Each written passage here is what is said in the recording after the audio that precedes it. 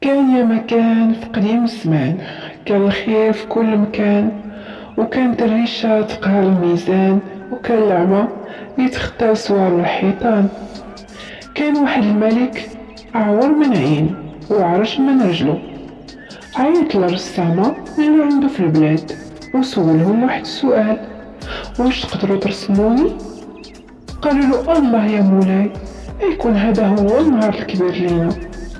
تبسم وقال: ولكن بشرط، اللي يرسمني ما يبين عيبي، عيني ما تبانش عورة، ورجلي ما تبانش عرجة، وفي نفس الوقت ما تخبيوش الحقيقة ديالي. للأسف حتى واحد من الرسامة ما قدر يلبي طلب الملك، حيت إلا رسموه بعين وحدة ورجل عرجة غادي يبان عيبو، وإلا رسموه بجوج عينين ورجلين مقادين غادي يكونوا كيزيفوا الحقيقة ديالو.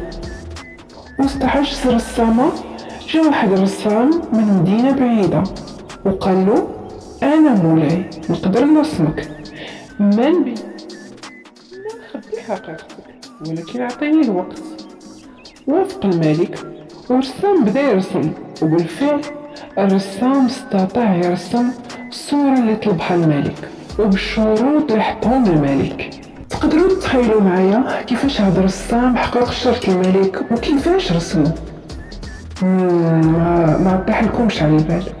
انا نقول لكم، الرسام رسم الملك على هيئة صياد، هاز كابوس ديال الصيادة، مغمض عوينة وحيدة وتاني رجيلة وحيدة، على الهيئة اللي كيكونوا عليها الصيادة فاش كيصيدوا الفريسة ديالهم.